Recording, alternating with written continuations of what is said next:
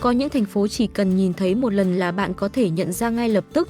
Một chiếc đồng hồ khổng lồ bên dòng sông, những chiếc xe buýt đỏ lăn bánh giữa phố cổ, những con đường phủ đầy dấu vết của lịch sử.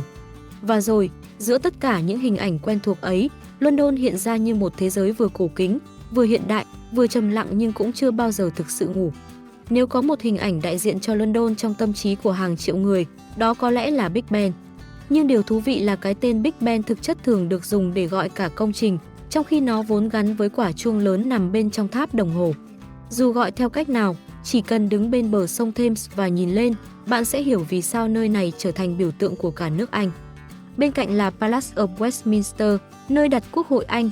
Những đường nét kiến trúc Gothic trải dài dọc bờ sông khiến khu vực này giống như một khung cảnh bước ra từ bộ phim lịch sử. Vào những ngày trời trong, ánh nắng phản chiếu trên mặt sông, còn khi màn đêm buông xuống, cả công trình lại sáng lên với một vẻ đẹp hoàn toàn khác. Đi bộ quanh Westminster là một trong những cách dễ nhất để cảm nhận nhịp điệu của London. Du khách từ khắp nơi trên thế giới dừng lại chụp ảnh. Những chiếc xe buýt đỏ liên tục đi qua. Xa xa là tiếng chuông và âm thanh của thành phố đang chuyển động. Đây cũng là một trong những nơi bạn nên đến vào sáng sớm nếu muốn có những khung hình đẹp và bớt đông người. Chỉ cần một đoạn đi bộ ngắn dọc theo bờ sông, góc nhìn về Big Ben sẽ liên tục thay đổi và mỗi góc lại cho cảm giác như đang khám phá một London khác. Rời khỏi khu vực Big Ben, chỉ vài phút đi bộ, một công trình khác tiếp tục đưa chúng ta trở về với những chương lịch sử lâu đời của nước Anh. Westminster Abbey không chỉ là một nhà thờ nổi tiếng, đây là nơi gắn với nhiều sự kiện quan trọng của hoàng gia và lịch sử đất nước. Tuy nhiên, điều khiến nơi này hấp dẫn với du khách không chỉ nằm ở những câu chuyện bên trong. Ngay cả khi đứng bên ngoài, bạn cũng có thể dành khá lâu để quan sát những chi tiết kiến trúc phức tạp trên mặt tiền, những mái vòm cao và cảm giác cổ kính hoàn toàn khác với nhịp sống hiện đại chỉ cách đó vài con phố. Khi đi bộ từ Westminster Abbey sang những khu vực lân cận, bạn sẽ bắt đầu nhận ra một điều thú vị về London. Thành phố này không tách riêng lịch sử vào một khu vực bảo tồn. Những công trình hàng trăm năm tuổi vẫn nằm ngay giữa những tuyến đường đông đúc, nơi người dân đi làm, khách du lịch kéo vali và những chiếc xe buýt 2 tầng vẫn chạy qua mỗi ngày. Chính sự hòa trộn ấy khiến việc khám phá London trở nên thú vị hơn. Bạn không cần phải bước vào một bảo tàng để cảm nhận quá khứ. Đôi khi, chỉ cần đi chậm lại, nhìn lên một mái nhà cũ hoặc rẽ vào một con phố nhỏ, lịch sử đã ở ngay trước mắt. Từ Westminster, hành trình có thể tiếp tục về phía Buckingham Palace, nơi gắn liền với hình ảnh Hoàng gia Anh. Con đường dẫn đến đây rộng và thoáng, đặc biệt đẹp khi đi qua khu vực German, nơi hàng cây và những không gian mở tạo cảm giác rất khác so với những con phố đông đúc ở trung tâm. Trước cổng cung điện, dòng người gần như không bao giờ ngừng lại. Có người đứng chờ để xem nghi thức đổi gác, có người chỉ muốn chụp một bức ảnh và tiếp tục hành trình. Nhưng nếu đi chậm hơn một chút, bạn sẽ nhận ra khu vực xung quanh còn có nhiều điều thú vị hơn. Ngay gần đó là sưu tầm James Park, một trong những công viên đẹp nhất trung tâm London. Sau vài giờ đi bộ giữa những công trình bằng đá, cảm giác bước vào không gian xanh rộng lớn thực sự giống như nhấn nút tạm dừng. Những hàng cây, mặt hồ và những con đường nhỏ tạo nên một London nhẹ nhàng hơn rất nhiều. Đây cũng là lúc bạn nhận ra một điều, thành phố này có thể đông đúc và vội vã, nhưng chỉ cần rẽ đúng hướng, bạn vẫn có thể tìm thấy những khoảng không đủ yên tĩnh để nghỉ chân. Nếu Westminster cho bạn cảm giác về một London trang nghiêm, thì Trafalgar Square và Covent Garden lại cho thấy một gương mặt hoàn toàn khác. Đây là nơi âm thanh, nghệ thuật đường phố, du khách và người dân địa phương hòa vào nhau tạo nên bầu không khí luôn đầy năng lượng. Tại Trafalgar Square, bạn có thể đứng giữa quảng trường rộng lớn và quan sát dòng người đến từ khắp nơi trên thế giới. Chỉ vài phút đi bộ từ đây, Covent Garden lại mở ra với những con phố nhỏ, các cửa hàng, quán cà phê và những màn biểu diễn đường phố. Điều thú vị là bạn không cần lên kế hoạch quá chặt chẽ ở khu vực này. Hãy cứ đi bộ, rẽ vào nơi bạn thấy tò mò, dừng lại trước một nghệ sĩ đang biểu diễn hoặc bước vào một quán nhỏ chỉ vì mùi bánh vừa nướng. Đó chính là một trong những trải nghiệm thú vị nhất ở London.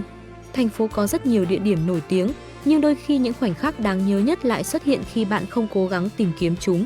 Có lẽ không nơi nào cho bạn cảm nhận rõ hơn về sự giao thoa giữa London xưa và nay bằng hành trình dọc theo sông Thames. Dòng sông này giống như một trục kết nối thành phố, đi qua những công trình nổi tiếng, những cây cầu và những khu vực có lịch sử hoàn toàn khác nhau.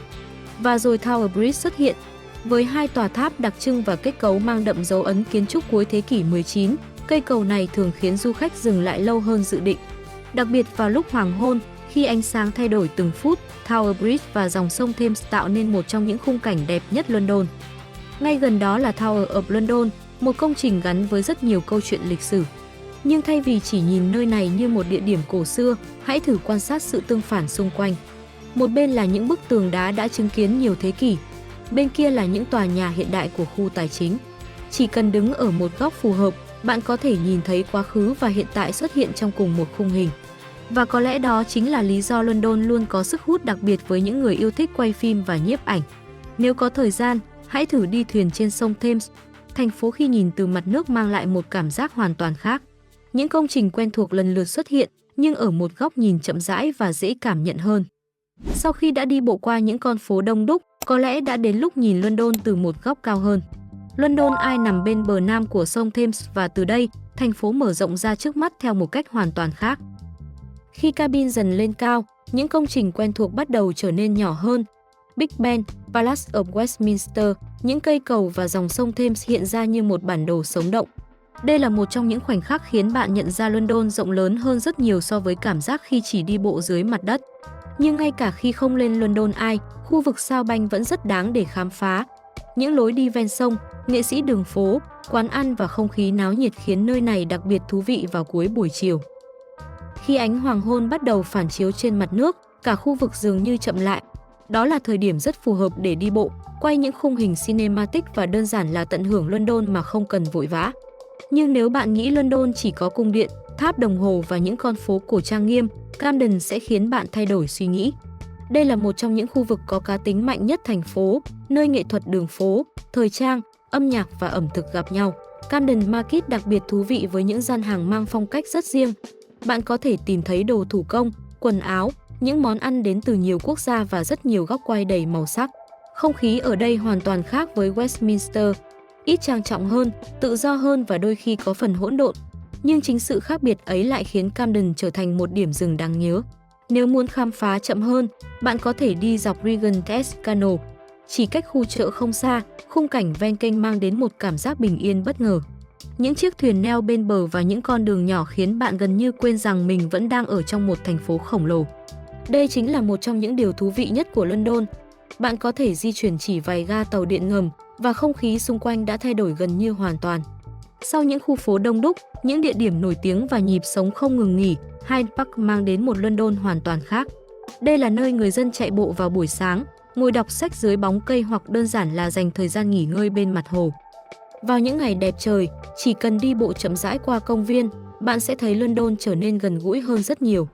Không còn những dòng xe nối dài, không còn những tòa nhà chen sát nhau, chỉ còn những khoảng cỏ rộng, hàng cây và những con đường nhỏ.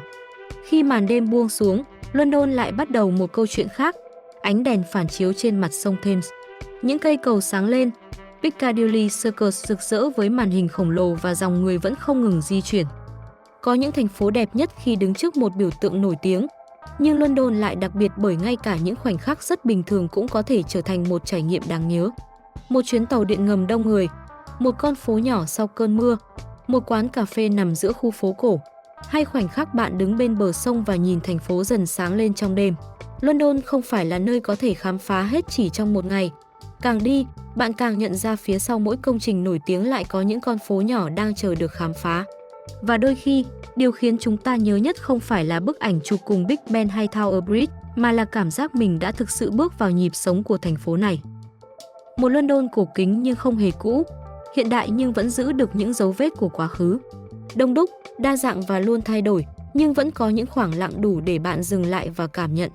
Có lẽ đó chính là điều khiến London trở thành một thành phố mà dù đã rời đi, người ta vẫn muốn quay trở lại.